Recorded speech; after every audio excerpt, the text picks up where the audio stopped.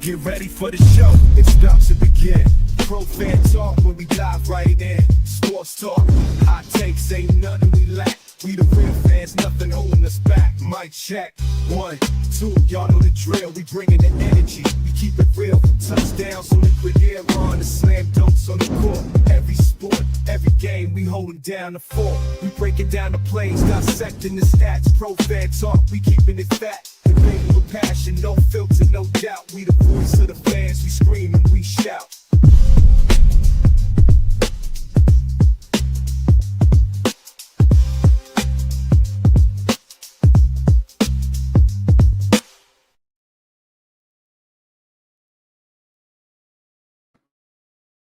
What's going on, you guys?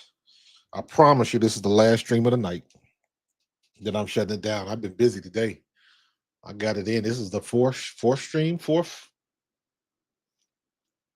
third live, but fourth piece of content that I'm putting up tonight. So, um, I was watching the WNBA game, and I was like, Indiana Fever is not coming back. Let me shut this down. Then I heard everybody was jumping in the chat talking about Fred Johnson, and yeah, it was been a very busy day.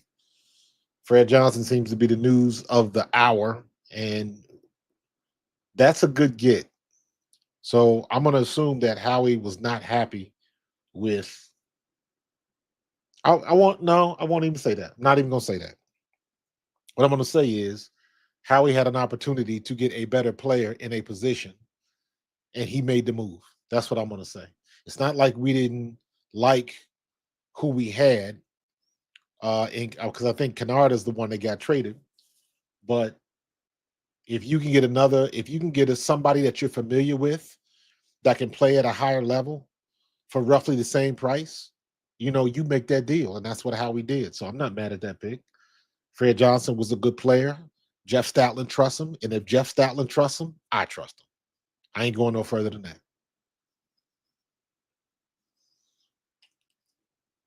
We were going back and forth, me and Tone. If you caught the show earlier, me and Tone, we went back through our projected 53-man roster, and all of that shit gets blown out of the water. All of it. All of it gets blown out of the water because we had trades. We were talking when the Sam Howell thing just happened, and then by the end of our stream, the Fred Johnson thing, they were talking about that, and it just kept going. And or no, the Fred Johnson thing happened when I was looking at the WNBA. Sam Howell happened this morning, so it was always something. We were always changing. That's the flux of the NFL right now. And especially you got one day. This time tomorrow, all your cuts should have been made by then. Because you going into Tuesday. Tuesday is when your 53-man roster has to be set. So they got to do all the down and dirty work today. They got to make the calls. They got to get them playbooks, them iPads in.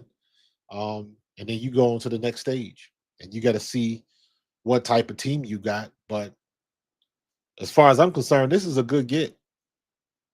This is a good get to have somebody familiar and that can play for you. And from what I've heard so far, I was just listening to the Eagle Eye with Zangaro and Rube, and it sounded like Jacksonville was happy with Fred Johnson. They did not expect him to get cut. He was expected to make the 53-man roster down there in Jax.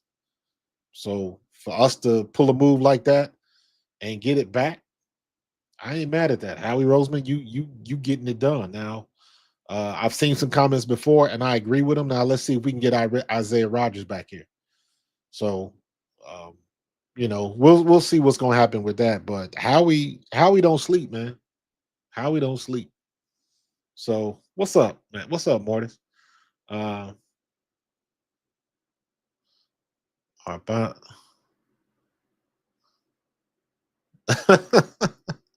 I don't. I have no idea what you're talking about, Mortis, but it's all good, bro. It's all good. I don't know who Rampage and Raja are. I don't know what that means, but it's all good, bro. You good with me? So, Well, yeah, man. Howie's doing his thing, man. The Wizard of Philadelphia is at work. He's got his giant giant spoon in the cauldron, and he's just stirring it up, man. He's just stirring it up. It's never done. It's never done. He's always cooking. So we'll see what's coming up next, man. I'm gonna see. I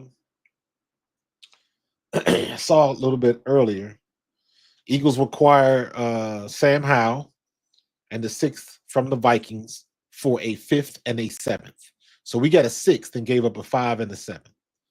And we got Sam Howell. Then we got Mechie, and we got Mechie and a sixth for Harrison Bryant and a fifth. So for our four-string tight end and a fifth. And then we got Fred Johnson from the Jaguars for a seventh round pick. So yeah, in exchange for a 2026 seventh round pick. And Johnson was here with us last year when we won the chip. So I'm good. Okay, Rampage Jackson. I don't know what he must have a reality show or something. I don't partake. So I know that's the dude that broke down the door, and I know that's the dude that played B.A. Baracus in the 18 remake film movie. So that's about as far as I can go with Rampage Jackson. I know he's not doing MMA no more, so he's too old now, right?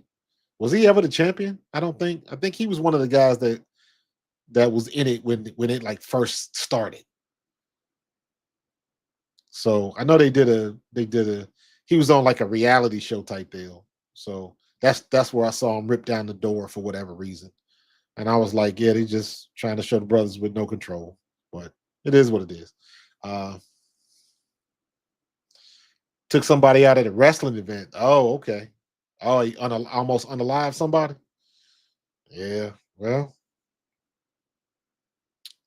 all right.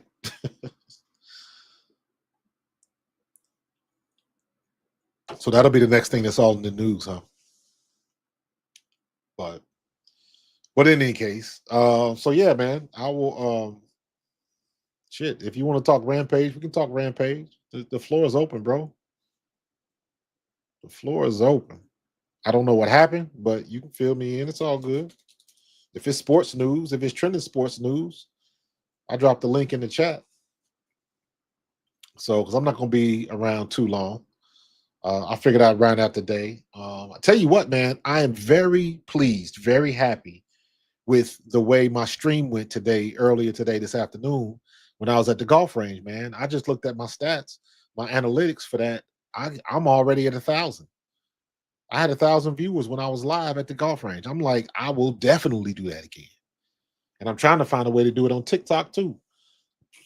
So yeah, man, I was quite pleased with that. I did not expect that at all. So I will be doing more golf stuff in the future. And I'm not doing anything crazy. All I'm doing is I set the camera up and then I just take my swings. I can't really talk to the camera like I'm talking now because I don't have my microphone hooked up. I got to do some tests tomorrow to see how that works when I have a wireless mic hooked up to the phone. Does that audio transfer to YouTube? It should, but sometimes YouTube gets funny about stuff like that. So the last time I tried to do it, it did not work. So, and I got a nice little set of lapel microphones with about a 300-foot distance. I can walk about the distance of a football field and it'll still pick me up. So these are good microphones. Cool little setup. But for whatever reason, it didn't work last time I tried to go with YouTube on my phone. So I'm thinking it was user error, and I'm going to try to do something again because I'm going to definitely do. I'm definitely going to do the golf swings again. Absolutely, absolutely. So, so yeah, Chip Music, man. It was CA. That was good deal, man. I was kind of worried about that too, because I've heard. It's kind of on both sides with Brett Toth. I think he's going to make the 53, but there were concerns. There were concerns. And again, now Vic Fangio. Now Jeff Stoutland's got somebody he is familiar with and is familiar with him. And I don't think most people appreciate that when you're talking about a professional team. If you already comfortable with the coaches, you know the routine, you know how things work, you're familiar with the environment, he knows Philly, you don't have that headache anymore. He coming home. So it'll be a good homecoming for him. Because hell, he probably still got a place up here. And you know what I'm saying? He just had to move everything. So he good to go. So I think it was a good get. Um, are we gonna plug him in to start in week one? That's the other thing. He ain't got to learn nothing. He know everything. He already know everything. He knows the offense. He knows the schemes. He knows that what he wants, what Stoutland wants him to do. So he's ahead of the curve right now. So I think he's plug and play if I've ever seen it. So he's plug and play. So Alex, I didn't think so, but a lot of people agree with you. A lot of people agree with you, but we got him back, so it's all good. Um,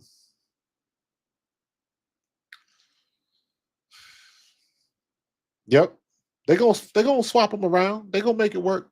You know, Jeff Stoutland gonna make it work now. So nah, nobody's starting over Lane Johnson. But let me tell you something. It not for nothing else. Just by what Stoutland did with Mekhi Becton, moving his big ass to guard, and he became a should have been a Pro Bowl guard is absolutely ridiculous. He don't get enough credit for that. Stoutland don't get enough credit for that. You move that man from tackle to guard, and he goes beast mode on the league. And I was like, man, you something special. You something special. Because you got to have real good feet to go from tackle to guard. Tackles are the stalwarts. They the bookends. Sometimes they don't have the best feet in the world. Guards got to be a little bit versatile because you never know who's coming on the twist or a stunt, the blitz straight up, the twist around, the delay, all of that type of stuff. A guard has to worry about. Plus, he's pulling. He's got to have good feet. That's why Jason Kelsey was so good at center. Jason Kelsey was a running back in high school, running back and a linebacker in high school. And I think he played like fullback a little bit at the University of Cincinnati before he moved to offensive tackle. So there you go. What's going on, Mortis? Uh-oh, I got you up. You in? Hey, what up, Coach? Can you hear Hey, me? what's going on? I got you. What's good with you? Hey, man, I'm outside walking right now. I apologize if y'all hear cars passing by. It's all good. Yeah, man. Shout out to Lexington, Kentucky. I'm a little nervous. I ain't been on stream before. It's all good. Relax. You good? But yeah, I'm loving the Eagles' move so far, man. I think the only worry that I really have right now is cornerback. I like Bennett a lot. I think Bennett takes that CB2 spot. Yeah, I agree. But it'd be nice to get another CB move, see if we can get somebody either to back up Bennett or maybe even jump in front of Bennett. Because Somebody had already said, like, since we got Fred Johnson, you might as well go ahead and get Isaiah Rodgers. Isaiah Rodgers back, hell yeah, that'd be great. That'd be a So, great move. I'd like that. Hey, but I'm good with what we got right now. I'm at cornerback. I think Jacorian Bennett should start. I wasn't crazy about Adoree Jackson, but I'll wait to see. Mac McMillan was great. Oh yeah, I like Mac a lot too. Yeah, so I think we're in good shape. It's all about who's going to start, and I think Jacorian Bennett should start. I wish they could find a way to keep Perry Nickerson because Perry Nickerson just came out of nowhere and just started balling all camp. I like how Perry Nickerson played too. You think he'd be good on the roster? Because I think he would be. You talking about a 10-year vet, ain't got nothing to lose. He's not expensive. And he's one of those guys. No, he's not going to be an all-pro, but he's going to get in there and he's going to do his job, and you're not going to worry about him. When I was talking with Tone this morning, I mentioned him. I said he's a Vontae Maddox, but better. Absolutely, I can see that. I see that take. Yeah, so if you had the choice to make one move, what would you do, Coach? to make one move, Any move. Right Any now? move on the roster. Yes, sir. Oof. I would probably. You like safety? Maybe a safety move? Would you do Simmons or just somebody on a rookie deal? Maybe.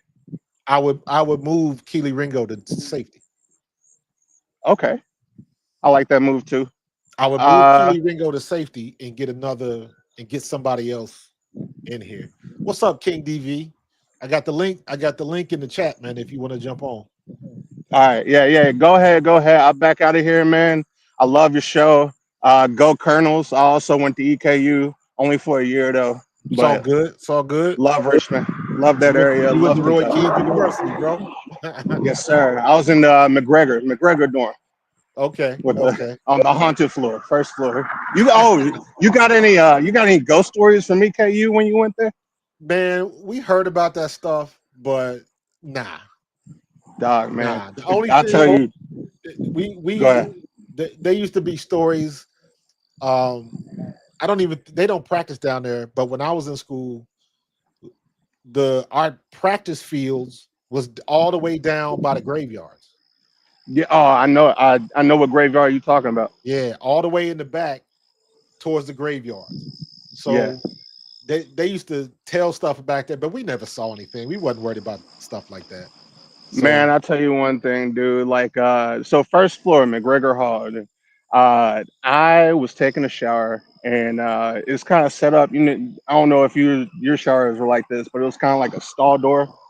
And then when you walk inside that stall door, you got a curtain that leads to the shower, right? nah, bro. Um, I was in the football dorm, man. We ain't had those yeah, I luxuries. had that. All right. Check this out though. So I was taking a shower. Curtains closed. Of course, the stall door is closed. I look down, and I kid you not, man. I see the shadow of three finger tips, like the middle finger, pointer finger, index, or pointer finger, ring finger, and it was pushing the curtain in towards me. I I swung that curtain open. I did not take a shower in that room. Like, oh Man, my god, listen. I was terrified. But nah, man, nah. Check out that Rampage situation. That Rampage's son situation. That's crazy, dude. Oh my god. I hope he didn't get himself in trouble. But Oh, he did. He sounds should like he probably did. go to jail. Yeah, Sounds like he did. you should probably be on his way to prison. But I get out of here, coach. All right, bro. All Good right, talking take it to you. easy, man. It's nice talking to you too. I For try sure, to man. hop in here. Don't be a stranger, man. Yeah, man. I try to get used to hopping in here. Maybe I calm down a little bit, get used to it. Yeah, man. Tell everybody in Lexington to fall through. Absolutely, man. I shout out your name, dude. Take it All right, easy, man. man. Have a good night. Talk to you I'll later. be in the comments. All right, man. That's what's up. One of my peoples from guy been following me for a while, and he's in Lexington, Kentucky, about 20 minutes from where I went to college. I was at Eastern Kentucky, and we made a beeline down to UK. University of Kentucky, Kentucky State, and Louisville. There was just a round trip because we would, and all of them schools would come up to us because we would have all the parties. So, what's up, 3K? So yeah, man, I appreciate that, man. Good memories down in Kentucky, man. Had good friends. I wonder if Barb is still down there. I know Barb is still down in Lexington somewhere. Her name was Barbara Ricky. She was a big interior designer. She was doing doing all of the homes for all of the UK basketball players that went to the pros, and she was also an EKU booster. So yeah, man, got good memories down there, man. Good people. Used to come down and party with my frat brothers, my A5A brothers down at University of Kentucky. We pledged with them. Matter of fact, when I pledged through the I believe it was Epsilon Chi, the Epsilon Chi chapter Alpha Phi Alpha. We pledged through University of Kentucky before our chapter got started at Eastern Kentucky. So I was on the charter line at EKU. So it's all good. What's going on, bro, Claude? What's going on? Bear down. Somebody get hurt? What happened? What I miss? It's a lot of stuff going on right now. What's going on, bro, Claude? Oh man, they talking about Rampage and we got trades going off. Howie Roseman is in his bag already. Indiana Fever keep losing. Tyler Marsh about to beat up a ref. This is all over the place, bro. Claude, this is what's going on. Refs are still horrible. I was watching the game today, and this wasn't even for the Fever. I saw the play where Courtney Williams goes up for the layup, gets hit in the head by Shea Petty, and then they don't call the dude doesn't call the foul. He looking dead at it. He don't call the foul, and I was like, "How you gonna not call a foul?" And then when they do switch it and call a foul, they didn't give her the and one. She wasn't shooting free throws. I was like, "What the hell is up with these refs, man?" Like it's to the point now. I'm like tired of it. It's like it doesn't matter if it's for Indiana or against Indiana or any other team. The refs are so bad. It's to the point where I'm like, I don't care about the rest of the regular season. I just want to get to the playoffs so we can find out what's happened. So this season will be done. I'm so ready for this season to be done because the refs have just screwed it up. Let's get on with the getting on so we can solve this CBA problem and get to the next part of the WNBA. Let's get these women paid a lot more money. Let's get Kathy Engelbert, and I hate even saying this because I'm a fan of Kathy Engelbert. I like Kathy Engelbert. I like what she did. I don't think she gets enough credit for keeping the WNBA afloat during and after the pandemic. She deserves a lot of credit for that, and she's done a lot of good things. But what's going on now with these referees and how this shit is going down with the CBA? I mean, the CBA ain't got nothing to do with her, but this whole thing with the referees is just a bad look. It's a bad look. It seems like none of these women have any type of fucking media training, like none. Like I tell you straight up, I done fallen so out of love with what's her name, Kelsey Plum. Kelsey Plum was one of the players that I started watching when I started watching the W. This is before Caitlin Clark came in the league. I found five. I think it was five players. It was I'm trying to think. It was Sabrina. It was Jonquel Jones. It was Kelsey Plum, Jewel Lloyd, and it was somebody else. I think it was Asia Wilson. And I was like, I don't know, next to nobody in the WNBA, but I'm gonna watch those five people. And the reason I picked Kelsey Plum was because when I first saw Kelsey Plum, number one, I didn't know who she was, and number two, I thought she was a flag football player because the first time I saw her, she was at that basketball game throwing t-shirts in the crowd, and she threw that one t-shirt to her dad in one of the suites, and that scene of her throwing the t-shirt became viral. So I was like, who is this person? And I didn't realize that was who she was until I started watching the W. I was like, oh, when she was with the Aces, I was like, oh, that's old girl. Okay. And then she got married to old boy from the Giants, and that whole thing happened. But I just fallen out of, like, I can't even follow her no more. I don't get down with her no more. For the one thing, she always bitching and moaning about the calls. And then to go from that, she damn near crying at the podium because she ain't getting calls. And then she go and kick that girl in the knee. And once I saw that, I was like, I'm out. I'm out on Kelsey Plum. She's still a good baller and all that kind of stuff. But I don't support that, man. Anytime you kick somebody on purpose, like you trying to hurt somebody, F you, dude. That crossed the line with me, especially being a player. And you talk about what people got to go through to get to that level, and you got some chick that want to kick you because she ain't getting calls, or you got crossed over and you kicked the girl in the knee. And I'm like, nah. And then on top of that, after the game the other day, she hit that last minute shot, her team win the game, and then she dropped the F-bomb on a live mic. And I'm like, what the hell are you doing? Like, you finally in a situation, you got all these little girls in the arena. Because let's be real, the WNBA, they have got their audience now. All these little 8, 9, 10, 11-year-old girls, that's watching Caitlin Clark and Asia and Angel and Sabrina and Stewie, and they watching all of these players, Fee, all of these 8, 9, 10, 11, 12-year-old girls. They are going to grow up with the W. And then this idiot, she dropped a fucking F-bomb on a live mic after the game. And I'm like, what are you doing? And why would you do that? That was as bad, if not worse, in my opinion, than what Asia Wilson did at the Olympics. When Asia Wilson dropped that comment about that bitch after Kalia Copper went off. And I got it, but it's like you on a national stage. So now everybody thinks that of the U.S. They don't like the U.S. And I can speak from experience on that one. They don't, people in Europe and France and all these other countries, they do not like Americans. I learned that lesson the hard way when I was in the World League. I was based in Scotland. I was in Glasgow, Scotland, and Edinburgh. We went to London, Barcelona, Dusseldorf, Frankfurt, Amsterdam. We went to all these, in London.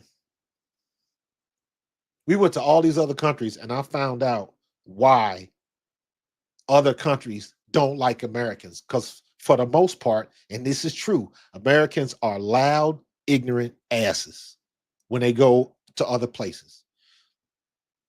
They are loud, ignorant asses and assholes. And I learned that the hard way. Because I'm mild-mannered. I'm a cool dude. I try to treat everybody with respect. But I saw what other people do and how they treat other people. And I'm American and I'm not used to this and blah, blah, blah. And loud, ignorant assholes. That's why people from other countries don't really get down with Americans like that. And we bring it on ourselves, and it's true. And I saw it for myself, and I understood it. If you're nice to people, they will bend over backwards for you. Even though we don't do that. They still go the extra mile, and they will bend over backwards for you in other countries. But if they find out you're American, they don't do it. And I saw it for myself. So, even Amsterdam, bro. Even Amsterdam. But it's we got to get better at that, man. But I say all that to say these ladies got the best opportunity in the world to put their best foot forward, and they keep shooting themselves in the foot. You on a live mic and you drop an F-bomb after the post-game interview, and when they do the post-game interview on the court, they put the mic on the live PA system. So, because you'll notice that a lot of times when you're watching it on television, you hear the reverb from what's going on in the arena. So everybody's hearing what she said, and she's going to drop an F-bomb. We got to play fucking defense. What? And just big middle finger to all the little girls in the arena, all of that. And I'm like, no, she didn't just do that. No, she did not just do that. So, the whole WNBA need to take media classes. All of them do. I never forget my senior year in college. They made us take, it was called an etiquette class. Because we wasn't doing media training and stuff back then because social media didn't exist. I'm old. What you want? I graduated in 93. But we took an etiquette class. And what that was, we had to take a class where you had to know how your table settings were supposed to look. You had to know which side the forks and knives was supposed to be on. When you were supposed to have your napkin wrapped around the silverware. How to speak in public, things like that. And I remember, shout out to, if she ever see this, shout out to Joan Hopkins from Eastern Kentucky. She was the student advisor to the athletes. She was the academic advisor to the athletes. And she made us all take that class because she was like, she was like, a lot of you guys are going to go play professional sports. So you need to know how to handle yourselves and what to expect when you go to banquets and things like that. And that's exactly what happened. You go to a lot of banquets. We play at a lot of golf tournaments, and you sit down, and then they got a formal dinner, and you got to converse with people, and you got to break the ice, and you got to know how to do that. Media training. That was all media training. Now it's escalated into something different because everybody's got a fucking podcast. Everybody's got to be online. Everybody want to tell their business. I'm so tired of freaking Sanaya Rivers and Marina Mabry. Y'all go ahead and get an OnlyFans or something. I'm tired of seeing it. Like, go ahead and be grown, but be grown somewhere else. And again, that message is getting out to young people. Then it goes back to the same stuff. The same stuff they used to tell us. You got to watch what you do because you got little kids looking up to you. That's the message they used to tell us as male athletes. You got all these kids looking up to you, and this is what you're gonna do. That's what you're gonna do. This. They used to tear us a new one for that. If we did some of this stuff. They in the same boat. Now it's their turn. And they act like spoiled brats. Some of them do. They act like spoiled brats. Kelsey Plum act like a spoiled brat. She ain't getting her calls, and she damn near crying at the podium. And then she kicked some girl in the knee. And then she dropped F-bombs and all of that kind of stuff and borderline dirty playing, all of that type of stuff. They gotta clean it up. They gotta get it together, man. Gotta get it together. And I lost a lot of I can deal with the dropping the F-bomb. That's just stupid. I can deal with the crying at the podium. I wouldn't do it, but okay. But when you kick another player and you trying to hurt somebody, and I'm sure if somebody brought that to her attention, she'll be like, "Oh, that's just basketball play. I didn't try to hurt nobody." Blah blah blah. I'm like, screw that. I saw that for myself. I know what an attack looks like. I know when you try to do something on purpose. And she kicked that girl on purpose, and I was like, "You could have been an inch from ending that girl's career." And most people don't think about it like that, but I do because I've seen it happen. I've seen it happen. I saw a referee get caught up in a tackle on the sideline and broke his femur. I saw that in person. I was in the play. I wasn't the one getting tackled, but I saw it. And it was like, sounded like somebody shot a gun. It's like somebody put a pillow on a shotgun and fired it. That's what his legs sounded like. So I'm very sensitive when you talking about people and they trying to hurt other folks on purpose. That's why I get very critical when I see some of these plays and some of these non-calls and stuff like that, because some of these females can hurt some people. You can hurt other players with some of this bullshit that they doing and some of the bullshit that these refs are letting go. To the original point, Courtney Williams driving to the basket gets clocked in the head, and the ref was looking dead at her. If you watch the replay, the ref, number 27, is sitting on the baseline, looking at Courtney Williams in her face. She gets hit in the head, knocked to the floor, and the dude doesn't even blow the whistle. The hell is that? The hell is that? And it's not, at this point, it's not whether it's for my team, against my squad. At this point, it doesn't matter. The only thing these WNBA refs have been consistent at is being horrible. That's it. What's up, my man, Bro Claw? What's good with you? What's going on, Coach? Nothing much, man. One thing that you completely 1000% right on is that the refereeing is so bad, bro. It's horrible, bro. It's horrible. It's to me, it's to the point where it's ruining the games. What are we doing? Like, what are we doing? I mean, you saw. Uh-oh, I lost you, Bro Claw. Let's grab her. There you go. By the top part of her. Yeah, the top part of her shoulders into her neck, and they didn't even call. They didn't call that call. And like I said, though, Coach, it's too late for Tyler Marsh. You know what I mean? Yeah. Uh, you know, you being riled up. This Angel been going through this for so long. Caitlin been going through this for so long. You know what I mean? Tiffany Hayes is another one. She Yeah. gets beat up. Ariel Atkins, she gets beat up a lot, and they don't call those They calls. don't call it. And they look dead at it. That's what I don't understand, man. Uh, uh, um, Burton too. They tried to hurt her the Yeah. last. I find it interesting now that a lot of people are complaining that Paige Beckers is getting all these phantom calls, and it's so obvious on tape because I saw the call that they get. I think they called the foul on Asia Wilson, and Asia Wilson didn't even touch her. There was like a 1.5-foot barrier of space in between her and Paige Beckers, and they still blew the whistle. It was like, what the hell are you doing? Right. What It's you so, anticipating calls? This is what we at right now. man, it is so obvious that it's laughable. It's laughable. Like the foot. So this is what I said, Coach.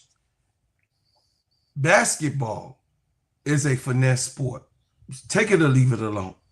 It's a skilled orientated type of game. Yes, you do have a front court. Yes, you do need box outs. You do need rebounders, and you do need defense. But how and what kind of defense? What type of, you know what I mean, basket, under the basket play are you getting? Right. You know, consistent elbows being thrown. You know, I mean, I don't know how Howard even still playing the game. I don't know how she lasted so long being a big, and these type of things is consistent in the league. They gonna get hurt. They talking Right. about all of the ladies being hurt, and they have different types of chromosomes. Yeah, all of that's true. But no, come on, man, factor in. This is too physical for anyone, any man. Just imagine if it's men doing this. You Imagine, can't sustain it. You gonna take imagine it. that. Just That's imagine. part of the game, but you can't sustain that every night. It can't be somebody getting busted up. It can't be. It can't always be somebody getting clocked in the head.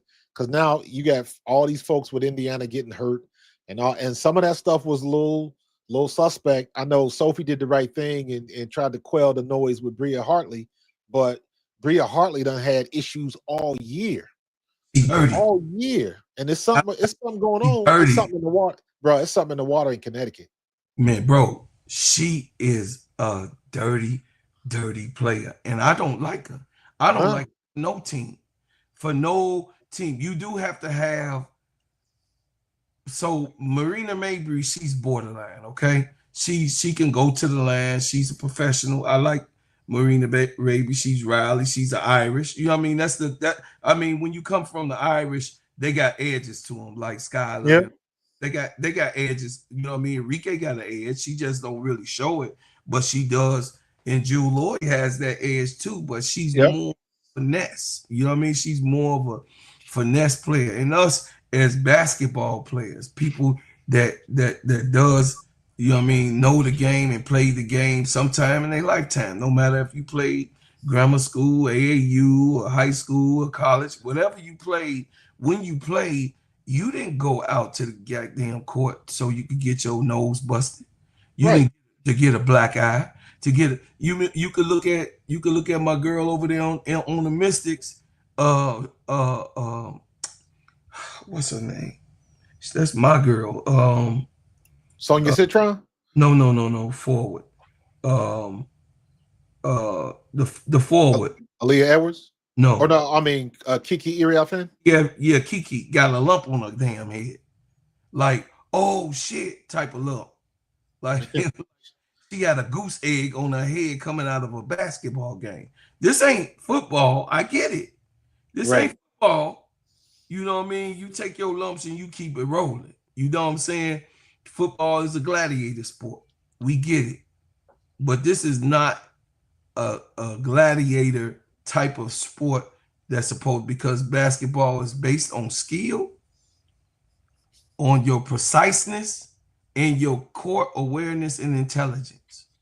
Yeah, and all of that's getting drowned out by these damn refs.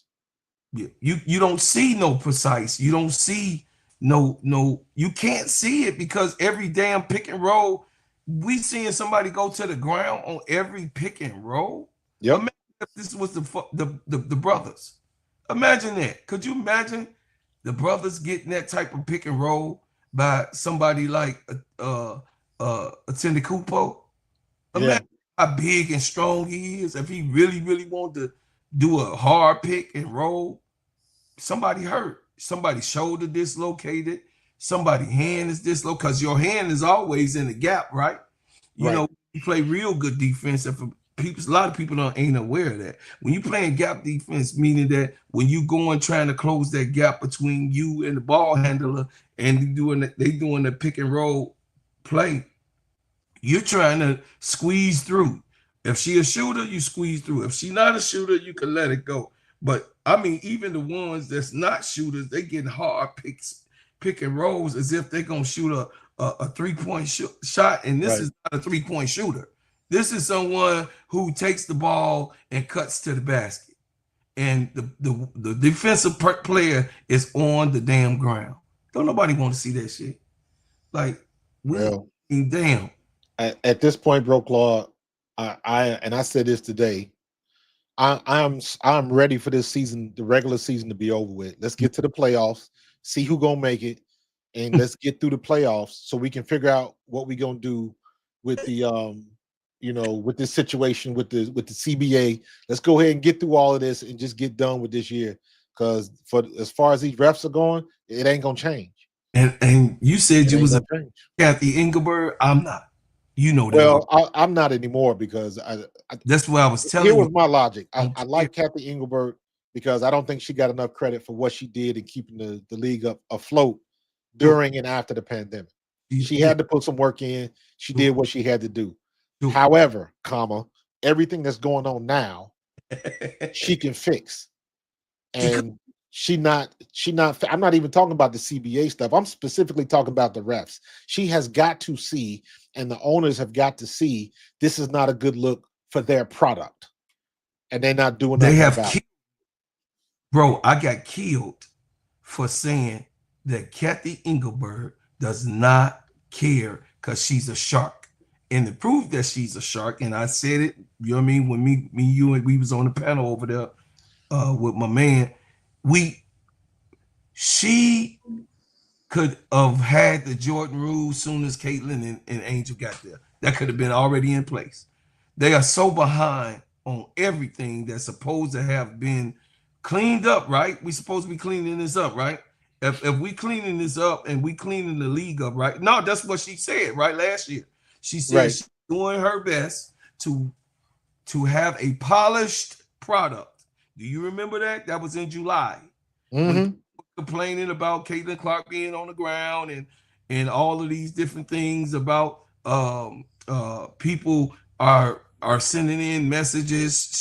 She's reading us as fans that she's doing a cleanup, right? No, I don't see that. I beg to differ. That ain't what we seeing. Not this year. But the bottom line is, at the end of the day,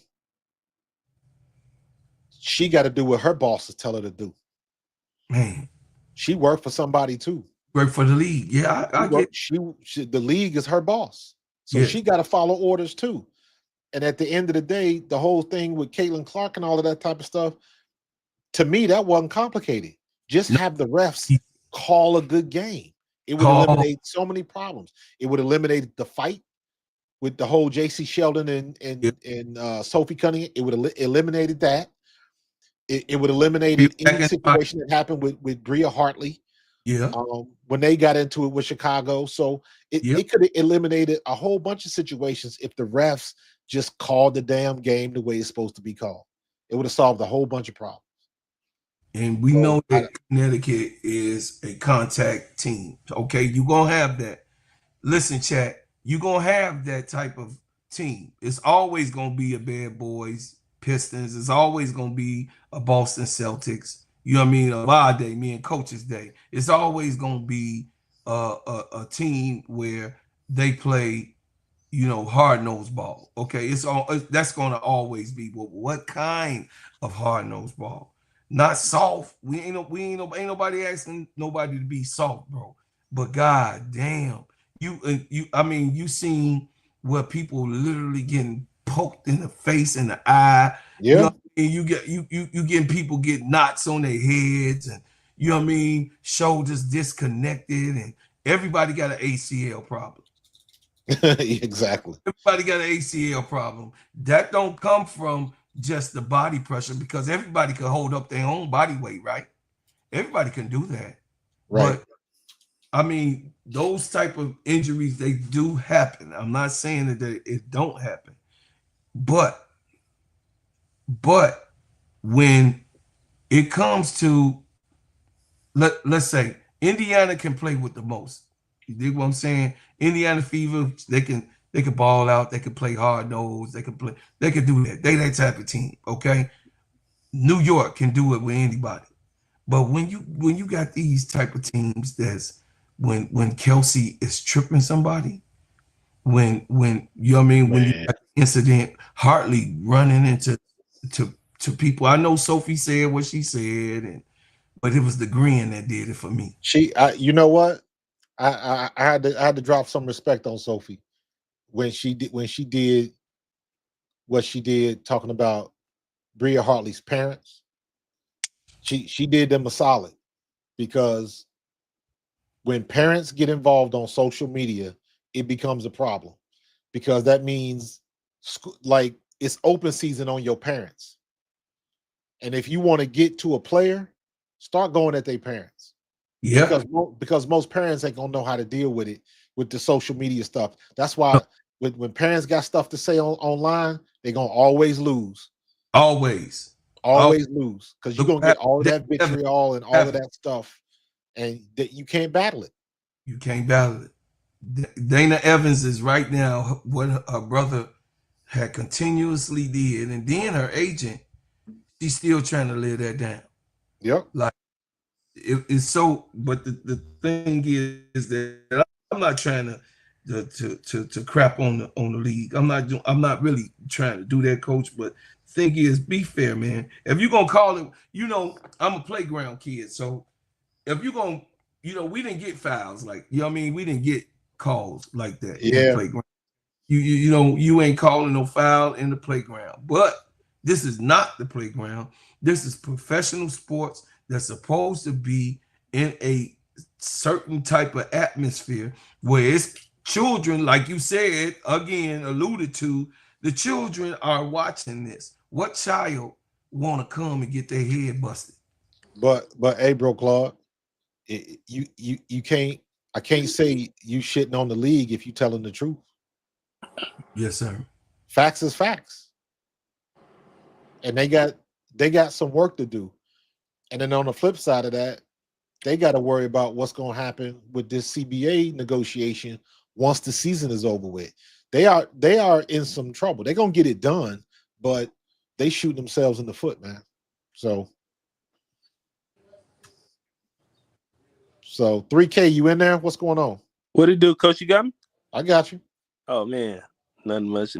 I just I was listening to you said something interesting. I just kind of wanted to follow up on, and then plus the Eagle stuff. But yeah, holla at me. Just the perception of Americans outside the country. That I didn't hearing it from you. Just what it was like you said, those places that you were in, and the way the dislike and things like that. Man, yeah. I think that was a fascinating perspective to hear, having, you know, the fact that you went through it. Not because I've heard a lot of people, even my family come from another country, but I've heard a lot of people that come from other countries that, you know, come to America and they have, you know, some of the same kind of complaints, you know, about Americans and kind of how they do things. And it's one thing though to obviously be here and kind of hear from other people, but then like you said, when you being in those other countries and seeing the perception and how you get treated because you're from, America and the label that comes with. I thought that was just kind of interesting and kind of like a little doc. Even, I mean, it's use your words, Marcus. It was a long time ago now, but you're talking about 95, 96, and 97. I was just finna say that, Coach. So you got to look at it from the standpoint, even at that particular point. Like I remember my wife came over there with me. Her and some of the other girlfriends and wives, they went and visited a church in Scotland, in Edinburgh. Or I think we were in Glasgow at the time. And they went to church. And she told me, like, the pastor, the priest was like, the Claymores, some of the Claymores are Christians. Like, they couldn't believe that. Wow. Because it is goofy to say it like this, but a lot of the attitudes that people get of Americans still comes from television. Right. The problem is a lot of people go over there and they act their ass out, and it just proves them right. I give you an example. We over there, we're staying at what was it called? It was over there they still use the trains a lot. Oh, okay. So you can take a train from Glasgow, Scotland to London, right? Well, where we stayed in Glasgow, the train station was the hotel. So they had us in a hotel literally on top of the train station where everything was going on. So we get there, they have food and stuff out before we go to practice. We jump on the bus, go to practice, do our thing, come back to the hotel, just like that. But I remember one time you had to go down there, and we had some guys that was from the South, and they wanted they scrambled eggs a certain way, and they were giving the servers a bunch of flack about it. Like, I want my eggs this way. It was so unnecessary. And at the same time, it's like, bro, like you ain't in Texas, you ain't in Alabama. Wow. We gonna keep it a buck. You ain't at home. Yeah, you ain't at home. So why you screaming and hollering at them? And they were like real rude to them and stuff like that. We got it handled, but that type of attitude, and you go to other places. And I tell you, the situation that sobered me up, and it wasn't like I was doing anything wrong or I wasn't being rude or anything. But this is when I learned it's different over there. We played Frankfurt. So we had to fly through London Heathrow, and then we had to fly into Germany. So now over there, their security in the airport, they walking around, their security is military. So they walking around AK-47s locked and loaded, open. All day long, because that wall went down. I was in the military. So man. So I'm over there and I see the dude, he perched up, and I wanted to get a picture with the dude with his gun. And I walked over there and said, "Hey man, you mind if I get a picture with you?" Dude never said anything. Dude just shot me a look, and that was enough. Message received, and I kept it moving. I was like, these people ain't playing over here. He didn't say a word. He just shot me a look like, nah, not the time. And I kept it moving. That dude never said a word, but just the look that he gave me, I will never forget that. And I was like, oh, it's different over here. Even though the wall went down, right? Yeah. So the wall went down, right? But that tension is still there. They still really mess with each other, even all the way now in 2025 like that. It's pretty much like how we say East Coast, West Coast, right? That land, right? So the thing is that when I was overseas, by me being in the military, I had a different perception, right? I had a different, because you expect disgruntledness, and they not wanting you over there. It's because we American soldiers, right? They still don't. We've been over in Germany for so damn long. Yep. But they still don't accept us. I mean, everyone even stays. You know what I mean? A lot of people stay over there from the state Absolutely. and don't come back because Frankfurt was so. I mean, that was live, man. You know Bruh. you don't have to worry You ain't about gotta say nothing. Why right. you think all of them why you think all of the French and the German basketball players look like us? Yeah, look just like us. Because Just like all the GIs stayed over there. yeah, like we stayed. The GIs stayed, and you know when you go to like places where it's a jungle, like Panama. I went in Panama in '89, so I don't have to say what that was, but we went over there in '89, and I didn't know it was, what I mean, our people, that it was our people, you know what I'm saying? Yep. But they did not receive, they didn't care if you was in uniform or not. They did not receive or take that well. So fast forward to right now, the American dollar, you can't even spend it in some of those countries. Nah. You can't even spend the American, they don't even accept it. To you, little bro. They don't even accept the American dollar. They look at our money as a lie. Straight up. Yep. And you must trade it in to get their dollar. Yeah, you gotta when in Rome, gotta do what the Romans do. That's crazy. But Chris, what was your Eagles question, bro? Oh yeah, I was going because I know I'm pretty sure you were talking about the Fred Johnson move earlier, bringing him back. I was going to ask you, it was two, but the first one, obviously, you being a running back, and I know it's never been done before. What you think, barring obviously number one thing being healthy and the team needing him to play enough games to get it? What you think is the possibility of Saquon getting another 2K? How possible do you think that is? I think it's very possible, but I think it's more unlikely because he's still going to be the game plan. Even though Jalen Hurts showed that he can beat you in the air,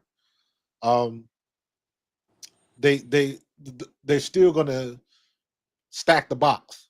You mean like the game plan? Like teams are going to game plan to stop him, right? So yeah, okay. So whenever it's going to change a little bit because it all depends on, we got to go through these first 3-4 games because now that's the new preseason. Yeah. Because starters don't play in preseason now. Right. Back when I played, starters played like at least 2 preseason games. Absolutely. And but also back then we had 4. Now they only have 3. They had 3, yeah. And Jalen Hurts didn't play. AJ Brown didn't play. Devontae Smith didn't play. Nobody played. So the first 3 or 4 games of the regular season is now the preseason. This is why you have so many teams that have the defenses look terrible because can't nobody tackle the first 2-3 weeks of the season. They ain't had to tackle nobody. Yeah. So the teams that get over that hump the quickest usually get out front. Right. But to answer your question, could I see Saquon getting 2K again? I absolutely could, because we still got a bomb-ass offensive line. Right. That hasn't changed. Changed. But do I think he will? I don't. But I still think he can get 14 to 1,700 easy. Because I think, me personally, I thought he was the best player in football last season. I know the quarterbacks get the the MVP awards, but if we talk just strictly as a football player, it was nobody that played better relative to their position than he was. He was clearly the best player in football. And I think part of what it was is that some of that giant stigma and people not kind of, this was really his first time having that national spotlight in terms of being on a winning team and a team with some expectations to go deep in the playoffs.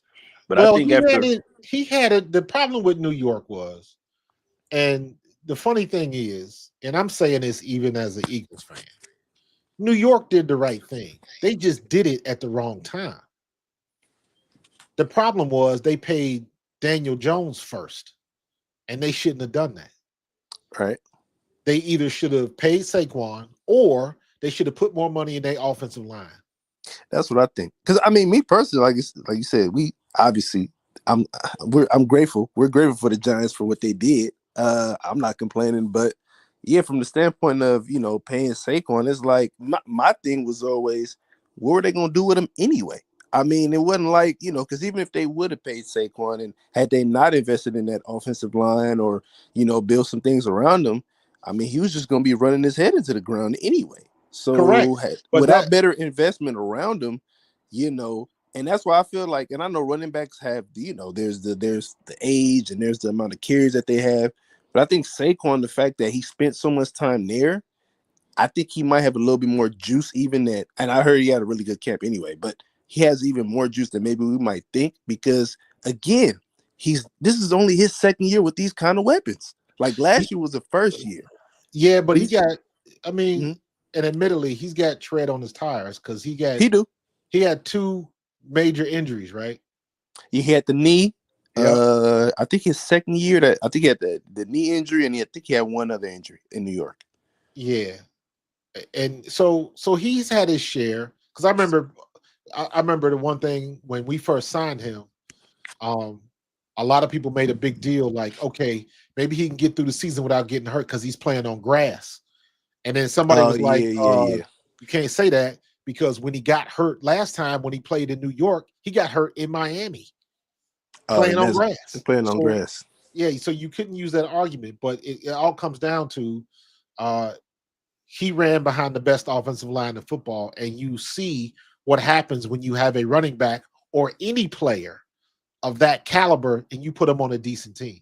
That's why I don't understand how come so many people are giving Jalen flack because he played for a good team or he had a stacked team. Well, isn't that the goal of every organization to get a stacked team? That's the point. That's what you would think the point is. Tom Brady had Randy Moss at one point. He sure did. And see, my thing, like I said, and Coach, like you said, you played the game at the highest level. You played football, and anybody with a brain knows there's been plenty of stacked teams that didn't win anything. Didn't win the thing. It didn't win the thing, especially because, like I said, the playoff scenario is this isn't the WNBA or even the NBA where it's a best of 7. You know what I'm saying? You get one day to be good, or that's it. You got one shot. You don't always bring back that same team the next. Even if you do win it, you don't always bring the same team back the next year. Let alone if you don't. So Lamar Jackson got 2 MVPs. Man, let's be real. He should have 3. He should have 3, and he's had some loaded teams, man. And he couldn't get it done. Not this year, last year in 24 when they had that AFC Championship game at home. They had the number 1 defense that year. And who was supposed to be representing the NFC in the Super Bowl last year? Detroit. Either Detroit or the Rams. Yeah, based on it was one of the two. And every time Detroit gets there, then the receivers drop the ball on that 4th down. They don't make it. They end up losing the game. Yeah. And then, Matthew Stafford came to town, and Jalen Carter put him in a pretzel. Sure did. And I mean? Personally, so, I've always felt that the snow actually helped the Rams a little bit more that day than I think people believe. That's just my personal theory. I really believe that game is played similar to what it was out here at SoFi. I think it would have been closer to the first game than the second one because Saquon ran crazy on them twice. Yeah, and that never changed. I think the snow actually, even though the Eagles being the East Coast team, I think the snow kind of leveled it out a little bit because AJ dropped the pass and there were some other things going on. And Jalen tweaked his knee that game that you always talk about when he got hurt.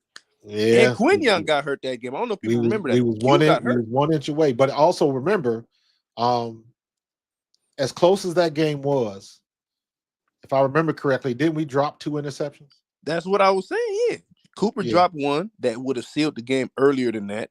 Jake missed like 3 extra points. Remember, because Jake was in a little funk. Yeah, I think we dropped 3 picks. I think Cooper dropped one. Johnson dropped 1. Slay dropped 1. Was it Slay? Slay did, and Quinion and Cooper. No, Cooper did. Was it Cooper? Yeah, it was Coop. It was Coop. It was that second to last drive they had. Who dropped the pick 6? In that game, I don't think there was a pick 6. Because Isaiah Rodgers got one, didn't he? Oh yeah, no. Isaiah had he should have picked it, but he didn't, and the Rams receiver caught it. Okay. It was kind of like he had a chance to make a pick on it, but I just we had some opportunities to get the ball in our hands, and we blew it. We blew it. The game should have been. It shouldn't have been. And Jake missed like 3 extra points because he was in his little funk at the time. Exactly. So that was a 2-possession game that was made closer because all the elements. But we got it done, and we know what the rest of the story was. We still got it done. But yeah, I mean, like you say, having good teams ain't never guaranteed nothing in sports, man. I don't know where that comes from because there's been plenty, especially in the NFL. Like, there's been plenty of talented rosters that didn't win much. So, But that's just, people gotta, like I said, going back to the perception of the quarterback, we gotta find a way to be right no matter what. So even when the guy wins, we gotta find a way to discredit it. So that's And all that is. I think this year, going back to the original question, because teams they're gonna stack the box for Saquon. I think Jalen Hurts is finally gonna get a go above 4,000 yards this year. Oh, you think so? He should have did it in 23, but the bottom fell off the last 4 or 5 games of the season. We got hurt. Because I remember adding that up. The last 4 or 5, I think it was the last 4 games of the season. Jalen Hurts needed to average 200 yards a game, and he would have passed 4,000. And then that's when the bottom fell out. Yeah, that's when the bottom fell out. And then I think this year he's gonna go over 4,000. I think he got a chance. Like you said, I think teams is definitely going to game plan to make sure Saquon don't beat him. But I don't know, man. I just think that dude behind this offense, it might not matter. It may not be 2,000, but it still might not matter anyway. Well, it's combination. We're gonna be even more balanced.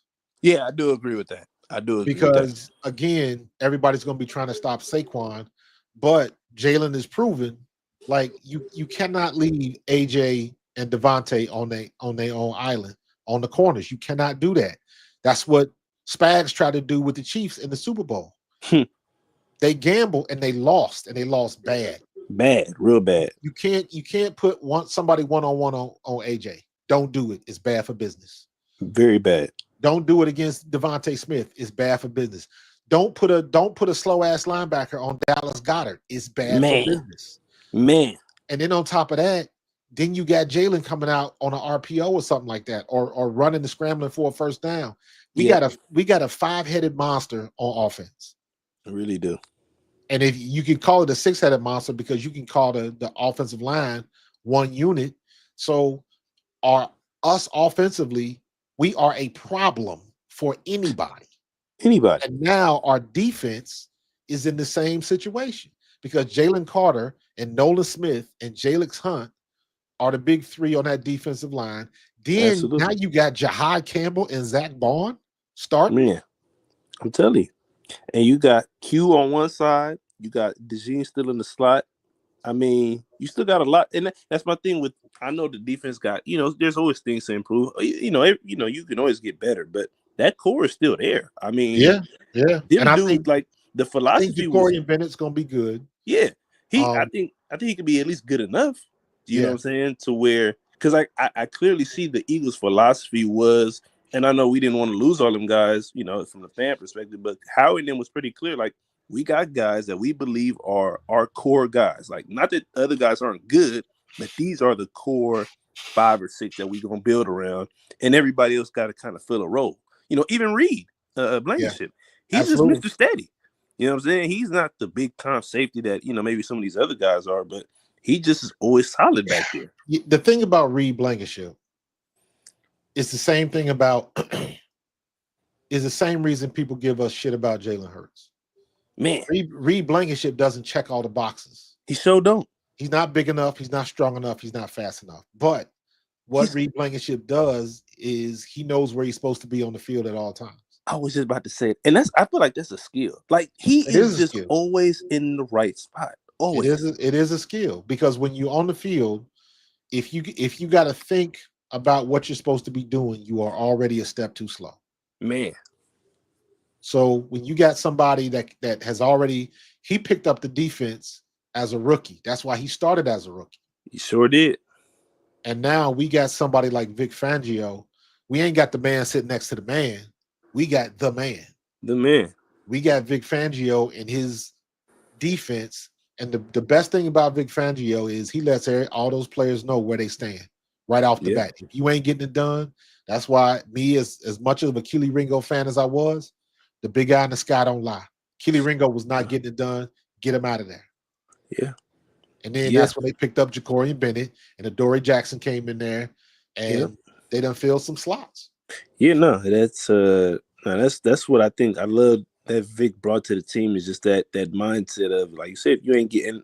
You could probably see why them dudes in Miami couldn't take it. You know what I'm saying? Because he Absolutely. probably was telling big time guys in the Yep. J Ram and all them dudes who are probably established, like, yo, you ain't playing well enough. And they probably was like, what? I've never heard that in my whole career. Yep. And He Vic told kind him of to come with that. he told him to come in and watch film when they was going to the beach. It Yeah, wasn't you know what I'm saying, out there, you know. So But that's why that getting Fred Johnson back makes more sense. yeah. So should be fun to see. I'm looking forward. It's gonna be hopefully, man. I know Tuesday got a little meaning for you, that cut day. I know you know what that kind of feels like. It's gonna suck, unfortunately, but I hope them dudes can, still find their way around. And I'll be doing my annual cut day video. Man, is it by a certain time that the 53 got to be in? Is it by like 3 o'clock? I think something like that. I don't know what the exact time is, but there is a time that you have to have everything submitted and all that type of stuff. So, but we'll probably have our 53 way before then. Probably we'll have our 53 settled probably tomorrow. By tomorrow, we got a bunch more trades coming down the pipe, which is not out of the realm of possibility. What you think Howie might What you think Howie might trade for next, or what you think his next move may be? I don't know. I'm being a little facetious. I don't know. I don't think we don't need no more edge rushers. I know there's people that's been hella concerned with. Like I said, I just got the ultimate faith in what Fangio did last year, and I feel like, I'm just like, now everybody know what to expect. Yeah.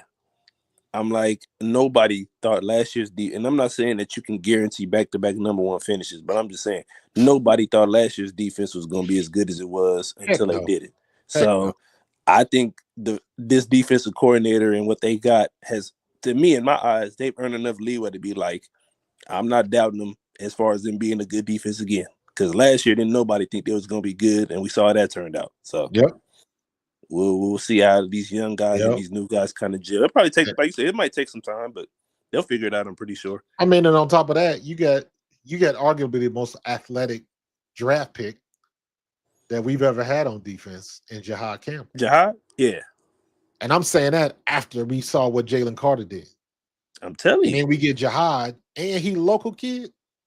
I'm telling you, man. I'm just waiting for this defense to, these guys to come together. And then we're going to be right back to, well, you see that roster Jalen Hurts got, man? You see all them dudes he got? I'm just waiting for that to happen because I just know it's only a matter of time. They can talk all the talk they want.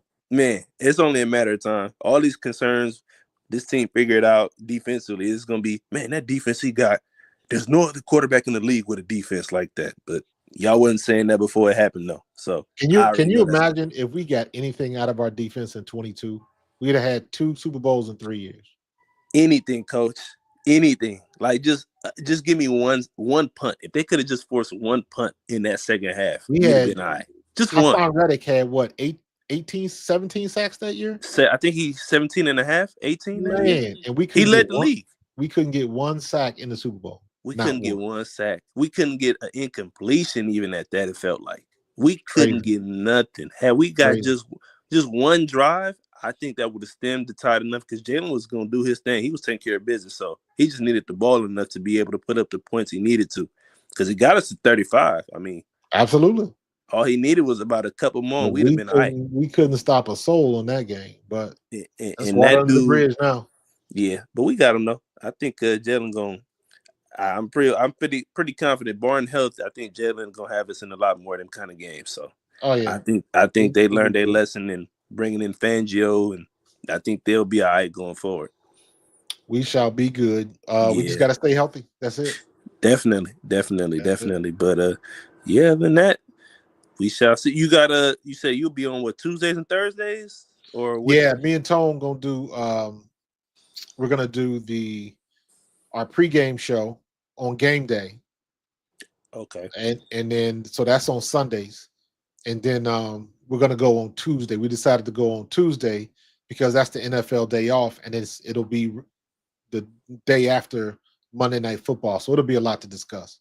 Gotcha. Are you gonna be doing? What if they play on because they play next week on a Thursday? Are you gonna be doing the pregame on a Thursday too, or is it only gonna be Sundays? We'll adjust. Okay. So usually it's the pregame show and the midweek show. Gotcha. So it'll adjust on game day. So if it's That's a good point. I for some reason I thought that the first game was on Monday night, but it's Thursday night. Thursday night. It's next Thursday. Gotcha. Not this Next, Thursday, but next Thursday. yeah, next Thursday. I think it's Yeah. what So 5:20. yeah, we got to figure that out. We got to figure Yeah. that out. Because now that we so prime time now, we don't got as well. We got Sunday games still, but we got a lot of Thursday and Mondays up in there. And I think Yep. I think they play on Black Friday too this year. Like they don't got just the traditional Sunday schedule. Like they got a lot of Mondays, Thursdays, and a Friday up in there too. So Yeah, because they're gonna want to. The media they're gonna want to pile on if we losing. oh yeah, I think Jalen is, he might be the most polarizing QB in the league right now. I think they fascinated with, Nah, making that's sure he Shador. don't. Oh well, I'm talking about as far as starting quarterbacks. But Yeah. Shador is, polarizing for a different, reason that ain't fair to him. And what they giving him, which is a bunch of garbage to work with. But that's crazy. But I think if Shador's one, Jalen got to be 1B. He can't be too far behind. He got to be up there. But we shall see. But yeah, you already know how we do it, Coach. I'll be tuning in and ready to get this thing going after they get through everything this week. And then next week, time to whoop on that team from Texas. Yes, sir. But yes, sir, Coach. All right, we'll be I'll be here. I'll be in the chat. You know we do it. Go All right, Birds. man. Appreciate you, though. Yep. Hey, Coach, I'm gonna get on up out of here. Gotta get up early in the morning. All right, bro. Appreciate you, bro, Claude. First day back, right, man. So I get myself prepared, man. I just hope that we know what to expect for the NFL. I mean, NFL is always on point, pretty much. You know what I mean? It's consolidated. It's an official league. It's something that you need to model. All the rest of the leagues. I think, bro, I get a chance to go. I take part in the NFL competition committee Zoom calls. Right. So I'm on the Zoom call with Troy Vincent and a whole bunch of other alumni, and we just listen to what they're trying to do every week. We talk about plays. We talk about hip drop tackles. We talk about all of that and how they are actively trying to get it out of the game and this, that. Like, when the NFL is trying to get something done the right way, they do it. They ain't playing around. That's what I'm talking about, man. They're not playing around. And I hate that the NBA is turning out, right, what we saw the last 3 years, right? Ain't what we wanted to see. Definitely the NFL. That's why everybody was waiting for this season, because we saw how the W was going. It ain't just one team. You could have your team. You know what I mean? You could have that. Okay, I'm Indiana Fever. I'm a Chicago Sky. Or I'm in the Lynx, and it's awful. It's nothing to really. I really was excited for the season to go on, but it was like we reverted back instead of going forward. And I just wanted the CBA to do whatever. Maybe it's that, like you said, maybe it's just that these girls trying to play the season out. They are trying to win, some of them, but I don't think for the most part, everybody else waiting on that money, man. Yeah. I That's think why you got so many of these older players trying to hang on. They're trying to get the last. They want one piece of that new CBA money. They want one piece of that. 1 or 2 years. 1 or 2 years, and they're good.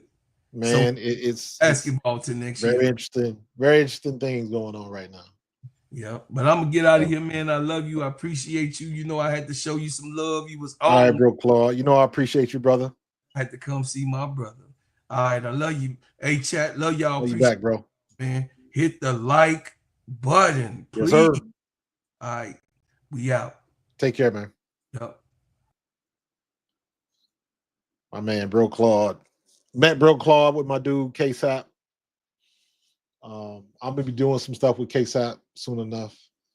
But everybody busy, so we trying to get stuff done, man. So but yeah, I'm ready for this week to get done by the end of day tomorrow. We done me and Tona has thrown away at least 3 53-man projections because we done had these trades, and now my projected offensive line is all jacked up. But it's going to be what it's going to be. I'm sure that Howie Roseman is going to make the right decisions. Looks like he has already done that. Vic Fangio was good. Jeff Stoutland is good. Philadelphia Eagles are good. Got to make sure everybody's healthy. AJ Brown, saw him working out hard, but I just said this. There is no speed like game speed, and you cannot simulate game speed in practice. It's a different level. It's a different level. I did not have Kennard in my 53 either. I think Tone did. I did not. Who did I have in my 53? Let me see. We just went over this morning. Let me see.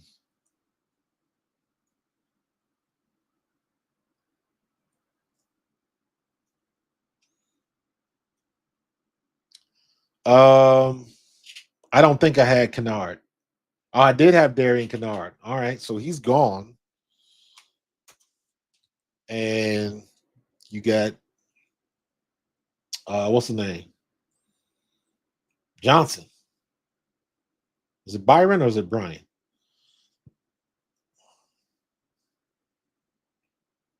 Where did Adam Schefter go? There you go. It is. Let me see. Fred Johnson. That's right. I'm tripping. Fred Johnson. So I gotta. All right.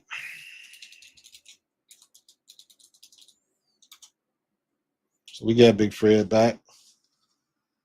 Adjust that. Howie got some picks. So we in good shape. We got some shape. I don't have Lamb. Lamb is gone on my list. But we gonna find out. Ain't no sense in making a projected 53. I'm gonna find out by the end of the night tomorrow. So it's gonna be what it's gonna be. So yeah, I saw that. They was talking about that earlier, Alex. Kennard has won 3 straight Super Bowls, man. Some people luck out like that. So I ain't mad at him. Not mad at him. So yeah, Tiff, the alerts is gonna be going nuts tomorrow. Twitter's gonna be on fire tomorrow. I'm thinking about anybody in the chat. Let me know this. I'm thinking about this because I have not done it. I'm thinking about paying for Twitter to get the premium service or whatever it is. If you on Twitter and you get that service, you pay for that to be verified. Is it worth it? Or can you tell the difference at all anyway? That's what I'm trying to figure out. Because with the way my traffic is going with my YouTube channel, and now my TikTok channel is finally surpassed 1,000, and that's moving up pretty quick. I got to figure out how to get on with the TikTok now. I'm not very familiar with TikTok. I know I use it, but I never stopped to really get into it and look at it as far as monetizing and all that kind of stuff. But now I'm at that level. I got to start checking it out. I got to start looking at it. So let me know. TikTok, let me know. What's the other one? Twitch. I think I had a Twitch account at one point, but I never used it. So I've never used Twitch, never did any research on it, nothing. So, but that's the conversation for another day. I'm just concerned about the YouTubes and the TikTok. So TikTok I use every day, but I got to start going live from TikTok. And StreamYard is supposed to let you do that. Do TikTok and regular StreamYard at the same time, but for whatever reason, it doesn't work. So I gotta do some research on that one. But in any case, man, I'm gonna get up out of here. It is 12 on the dot. It's 12:03. So I'm gonna get some sleep because I gotta go to work in the morning. So Tiffany, Alex, Mortis, Bro Claude, K-Sap, Quentin, Alex, everybody that jumped in the chat, Born Croy, Robert Leo, everybody that came in the chat. I appreciate you. Y'all have a good week. And we will reconvene on Monday, the night before the cut day. So my goal is to continue to, I'm going to be dropping content every day. Let me just say it like that. Whether it'll be live. Usually if I'm going live, that means I'm lazy and I don't feel like editing a video.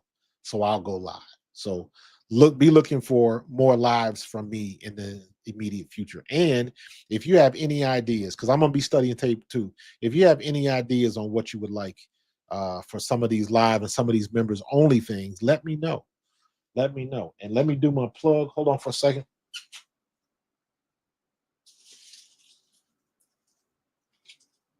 Before I shut it down, got to do my plug. Got to do my plug. Hold on. Let me see. Hold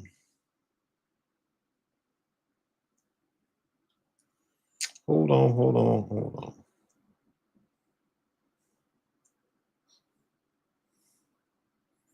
Uh-oh. Profan Hoops.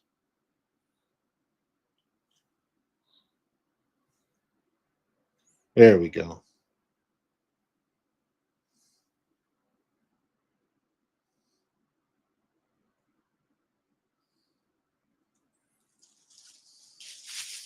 There we go. What is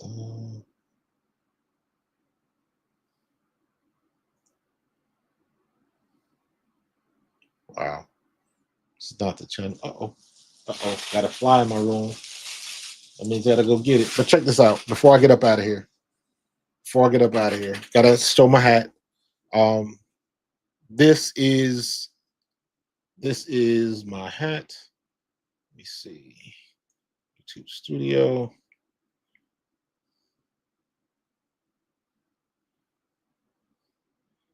There we go.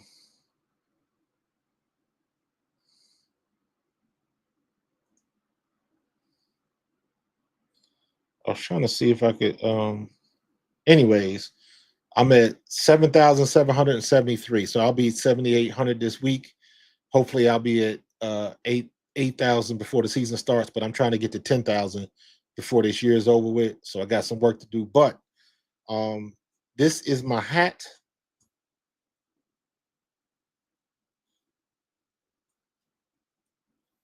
There we go. Check this out. This is my hat. This is the hat that I got at Alumni Day. And I got it signed. You see all the signatures on it. This is the hat I will be giving away when I reach 10,000 subscribers. This is the hat I'll be giving away. You see my signature right there in the middle. You see my guy Mo Johnson. You see, let me see. I know I have, where's it at? I'll find it. You got Joe Paglia. See that? Joe Paglia. And you also have, where's he at? Where's the OG at? Where's the OG at? I got Irvin Fryer on here. Joe Douglas. I got Trey Thomas. Where is Harold's on here? I got Harold Carmichael and Joe Paglia. Two guys that are in the NFL Pro Football Hall of Fame. So I have two Hall of Fame signatures on this hat. Okay. This hat I will be giving away when I reach 10,000 subscribers. All right. So when I get around 9,000, that's when I'm gonna start putting things together to start collecting information to register for the prize. This is something that you can put on your mantle. I'll even send you some of the pictures that I took of the guys, some of the guys, I don't have all of them, but some of the guys that signed this. But just rest assured, you got two members that have signatures on here that are in the Pro Football Hall of Fame. So that's coming. But I got to get to 10,000 subs. So my man Mortis, start spreading the word. I need to have Kentucky on lock. Coach Marcus need to have Kentucky. I need to have Lexington and Richmond on lock. I need to have the whole student body from UK and EKU subscribe to my channel. That's what I need to do. So got to get it up there. Got to get to 10,000 subs. So I don't even know what a 3,000 bit accounts is. Tell me what that means. Is that a program or is that something to choose a winner? Like what's a 3,000 bit account? So, but I'm getting there, man. I'm getting there. Oh, bot accounts. Okay, I got you. Bot accounts. I was like, what is bit accounts? Got you. 3,000 bot accounts. Yeah, I'm gonna holler at my friends over in China. See if they can do something for me, man. So, but you know how we do. So, yeah, this is ready. When we reach 10K, this is going out. So we'll put it back in the bag. And I'm gonna have other opportunities.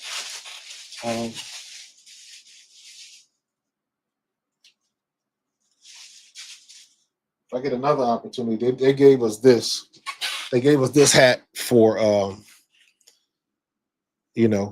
when we went to the Eagles alumni game, they gave us all these hats with the legend community. That's what they call alumni. They call us legends. They don't call us alumni because it's a copyright thing. Don't ask me. But when you see the legends community with the NFL logo shield on top, they're talking about alumni from all of the teams, right? So whenever you see this, you're looking at NFL alumni. But I'll probably end up giving this away too at some point in time. So maybe that'll be my new golf hat. I don't know.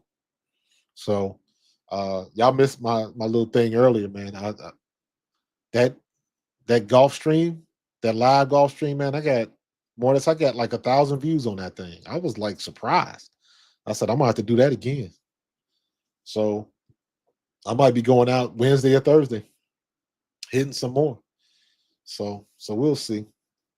But in any case, I'm gonna get up on out of here, man. It's after 12. It's time to go to sleep. Folks got work in the morning. But I will have a video for you probably by lunchtime tomorrow. I can film something when I wake up in the morning and then release it at lunch, and then I'll have something. Then we'll get together tomorrow. I'm gonna try to go 10:30 every night this week. Every night this week, regardless of what's going on. I'm going 10:30. I'm trying to get in the habit of doing this every night. So but